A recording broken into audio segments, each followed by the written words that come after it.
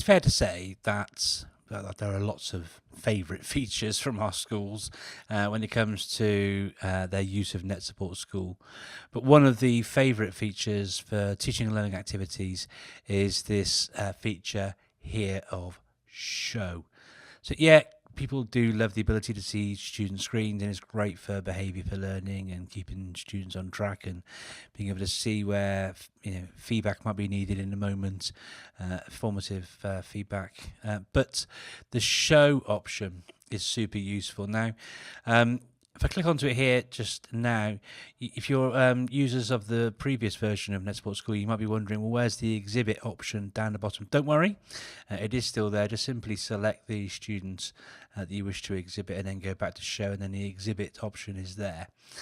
Don't worry. Alternatively, you can right click and exhibit and things as well, but we'll talk about those more in just a second. Okay, so the show feature enables you to essentially share your screen onto the screens of others within your classroom. It could be that you want to do that on a per student basis for a group of students, a select group, or to the entire class. To do this, we simply go to show, and there's a variety of options here available to us. There's quick show, there's show video, so you can show a video to the current clients. You can show a replay file, and we'll talk about replay files in a second. You can record a local activity to a replay file if you wanted to do that just to yourself, and then share it later on with your students. You can show a specific application you have open to the students. And there's some variables that you can tweak down the bottom here, linked to the activities that you do. So it could be that you turn on audio during the show, so that comes through whatever students see on their screens. Student is locked and the show appears in a full screen window. This is a nice one. Okay, so it creates a replay file of the show at the students. Now, let's just do these other ones here a second. I'll talk about why this replay file and doing this is a great idea. Okay, this one here only allows access to approved websites during the show. So if you wanted students to do some things alongside what you're doing, to do some research whilst you're talking, then you might allow that to be there. And there's some more options in here, so you can change things around the depth of quality and the hotkeys you're using, and so forth and so on. Okay, so there's some extra options in there. But let's just go back here a second and talk about this create a replay file of the show at the students. Whether you're thinking about direct instruction or thinking around some of the concrete examples you might be sharing, exposition and teacher talk is a standard part of most teachers' practice in a classroom. What happens though when a student forgets what you've told them? Well, thing is, what's going to happen is, sir, how do I do this again? How many times do you have to go back to students and explain things that you've already explained? Now sometimes that's because the way you've explained it hasn't been very good. We can there's lots of conversation around how best to explain things, and we're not going to dive into all of that right now. However, the ability for a student to go back and see what you've explained previously is super useful. Equally, if you've got some students in the room who may struggle to see what you're presenting or showing or talking about at the front of the class, from the back of the class for visual reasons, or maybe there's an obstruction. In one of my former classrooms, for example, I had some pillars in the way. Student chairs weren't necessarily facing that sort of way because of the layout of the classroom, so forth and so on. So the ability to have something in front, as an accessibility feature in and of itself is really, really useful. But if you then tie in this replay file and the ability that you can send those into the sort of lesson journal feature within NetSupport School, so students can easily access this stuff beyond your original exposition, then you've got a really powerful tool to support your work in the classroom, saving you as well the ability to have to go back and repeat these things to some students who perhaps weren't quite paying enough attention when you explained it in the first place. Thinking about teaching and learning as well, obviously exhibiting the screen of a student to other students gives other opportunities for teaching and learning teaching and learning within the classroom. So, for example, it could be that Bob here has done some work which, whilst good, could do with some improvement. So you could right-click and go to Exhibit and push that screen to other students in the classroom. You can choose at a granular level, whether that's the whole class or certain individuals. Again, like I showed a second ago, as long as you've got the student selected here, you can go to Show and Exhibit, and it's the same option once you click on here as it is when you click onto here. Okay, so you could use that for a conversation around how the student could improve it. You could ask students to collectively assess it and mark it and grade it, and then give some feedback. You could talk about what the good parts are. You could do a what went well and even better if kind of conversation. There are lots of ways in which that is a useful activity that could be embedded within your classroom practice. And again, very, very popular tool, and for obvious reasons, hopefully.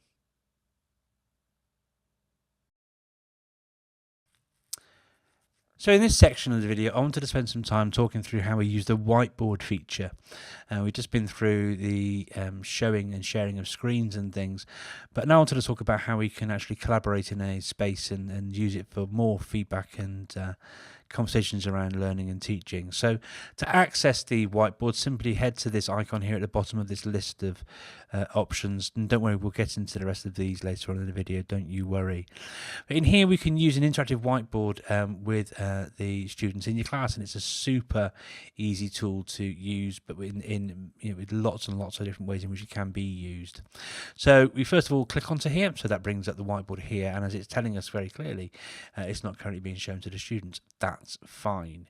To turn on the whiteboard and have it displayed, you must click the show button on the ribbon. Very helpful, thank you. You might want to turn that off, but it's there as a handy reminder if you need it. So you can see the names of our students on the right hand side. We can see we've got a bunch of things happening here. So we've got some color choices and widths and shapes and tools and things here. We could insert images. This, by the way, is a really great way of doing things like bringing through like past paper questions, where you might have it saved as a cropped image, something from your snipping tool or something. And if we do later on want to start again, we can clear the whiteboard very quickly by clicking on to clear whiteboard. We can change the canvas size and so forth and so on. But what we're going to do right first of all is just go to show, and we've been doing some simple maths in my class, so I'm just going to write on here some really difficult sums, 2 plus 2.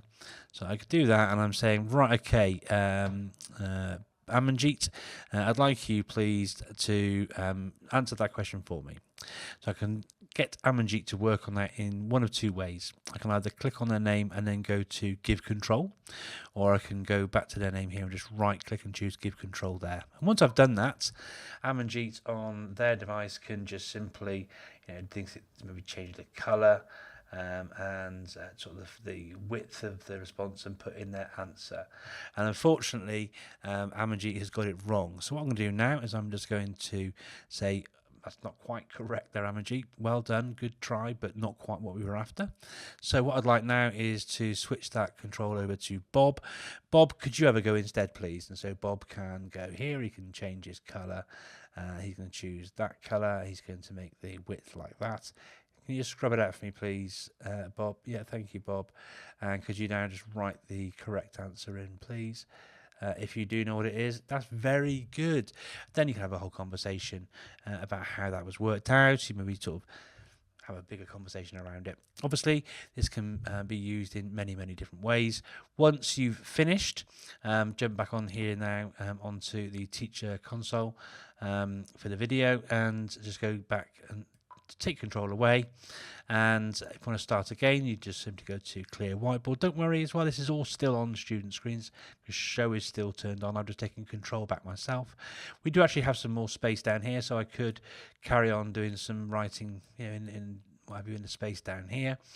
If you want to start again though, just simply go to clear whiteboard and away you go. But if you wanted to as well, you could just save that whiteboard, just for references and pop it into the student journal. But for now, we're just going to clear that whiteboard. And when you've finished doing the whiteboard activity with your class, it's just a case of just going to show, clicking onto it again, and that will turn it off at the students, so they can then carry on with the work they were doing in class. And that is how you use the whiteboard feature in NetSupport School. So in this section of the video, we're going to look at students' access to websites and apps. Okay, and there are two main ways in which we can deal with that. Way one is to set things up in our application and internet controls here on the left-hand side. What we can do in here, for example, is we can set up approved websites. Here's one on bite-sized photosynthesis, for example. I could have restricted websites, like everything under the sun if you wanted, or specific ones if we know about it, and so forth and so on. Okay, if we want the pupils to only work on here, then what we can do is we can just say approved only. So the only websites that students and pupils can access is simply this particular website. Okay, it helps keep them focused and in one particular place and space, and that's really good. Okay, in a similar way, if you only want students for whatever reason to only be using a specific tool, and then we can do a similar sort of thing by going over to here and clicking on the plus button and then popping in the file name of the file. So it could be like word.exe for Word, for example. Okay, you can pop a description in here, and that will be what appears down the bottom here. And then what we do for that, same sort of thing as we do with the restrictions on here, where we have unrestricted. In here, where we would just choose to have restricted. Can't currently see it on approved only at the moment because we don't have any approved or restricted applications. But that's how you do it, and you do it the same way with blocked as we do it with approved. Okay. So that's really, really great, and it's fantastic, particularly for those sort of scenarios where you need to lock students out of specific things, maybe in an exam test sort of scenario. Okay, but another way in which we can use this sort of tool is around giving access to websites on the fly. Sometimes we need to get all of our learners onto a specific website. Now, there are two ways of doing this as well, really, because if you have got your approved list and websites, you'll have noticed the student toolbar. If I jump onto this student machine here for a second, we can see on here the internet status, and it'll tell us in there what the websites are if we choose to make them approved only and all these different things. Okay, but one of the things which is a real pain is when you want all of your students to go to a particular website at a particular time. And I remember vividly, writing a URL that I wanted my students to go to. Often it was quite a long URL. It wasn't just a domain. It was a /this, /that, so forth and so on. Inside NetSupport School, we've got a fantastic feature called Quick Launch. Okay, so with Quick Launch, what you can do is you can essentially force a website or an application to automatically open on their device. Most use case scenarios for this one is with the websites. But again, rather than waiting for, what sometimes felt like a year for every child to get to the same place, everyone on the same website, with this, we just simply go to Quick Launch. We just go to Add URL, and we can pop the URL in here. Here's one I found earlier. Put in a description. We'll call it photosynthesis. And you'll be aware of assessment as learning as a strategy and technique, I'm sure. So this website here is one which has got a series of questions around the topic of photosynthesis from, I think, from Britannica. And so if I do send to students now, that will send that to them, and it will make the website automatically appear on, and you can see they're both there here now. Look, see, they're both loading up onto both of my students' devices. And the student can then just give themselves if you jump onto the student machine for a second, just accept that, hit the sort of start button here, and now my students can go through and answer questions. What is the main purpose of photosynthesis? To produce carbon dioxide. Okay. Oh no, I got it wrong. There's the right answer. If I was to be asked that question again, I'd probably remember it because I can see the wrong answer. That's what assessment as learning is, right? So, yeah, multiple ways to do similar things. Okay, but it's important you know how to do all of them. Really, really useful. And another great feature tied into NetSupport School, that is the quick launch feature, and then the ability to add approved and sort of restricted websites and applications as well. Just a quick note whilst we're in here as well, we do have a variety of toolbar options that appear with web access and with the application access once we're actually in these places and spaces. Please note that other things that we've been through and talked about before, okay, appear up here as standard as we have on most of the toolbars, most of the ribbons, sorry, here across the top. Okay. So there you go. There is quick launch and the application control and the web control features in NetSupport School.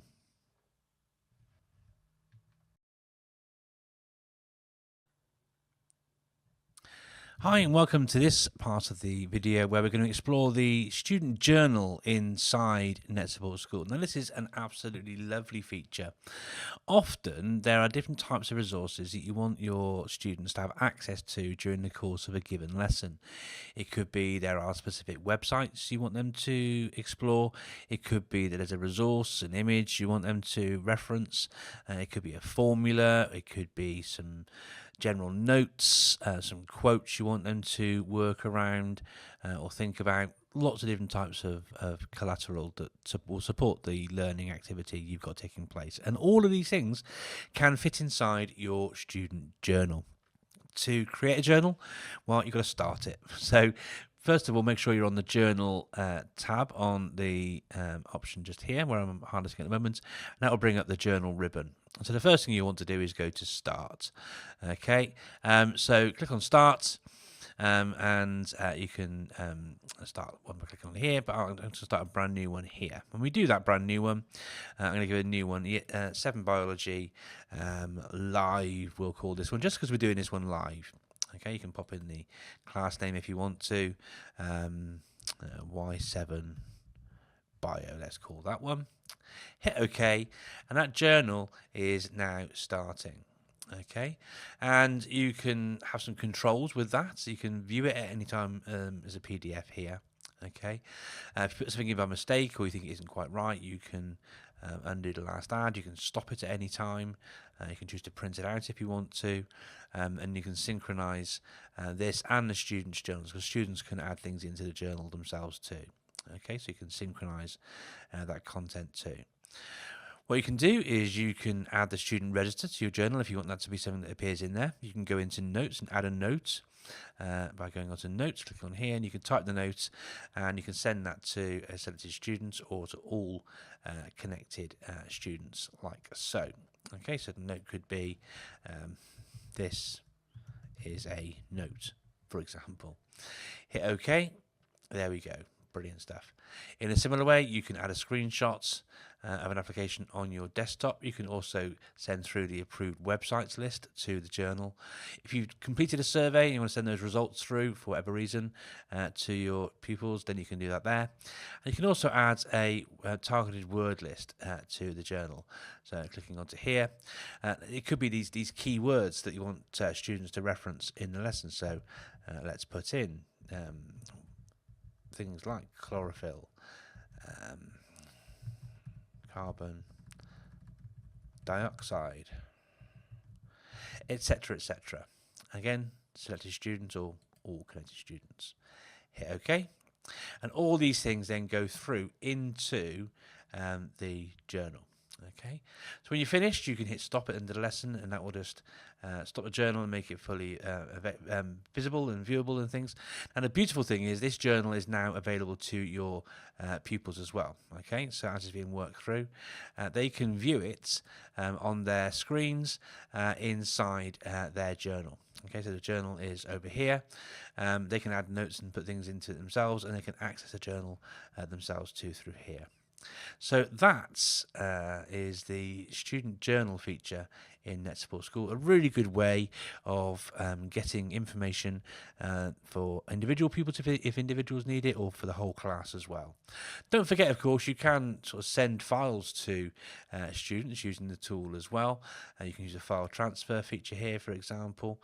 Okay, so there are other ways in which you can share resources with students in the class, but a nice way of doing that in a one-stop shop document, like I say, is the student journal, which is well worth exploring if you haven't had to play with it before. So I hope you enjoyed that and give it a go. Let us know at netsupportsoftware.com or on our socials at NetSupport Group on X, NetSupport on LinkedIn. But yeah, hope you enjoyed that. If you wanted to look forwards and look to more features and functionality, we definitely direct you to have a look at the work planner. The work planner is a great place where you can do things like send work and collect work. You've got options in here around student resources. You can even create your own lesson plans where you can automate things to go across a lesson where it will just open the tools you want the students to use, like Notepad, for example, or Word, or block the internet, or send a quiz, or all these different things. You can do all of that inside your lesson planning tool. Here's one we made earlier, for example.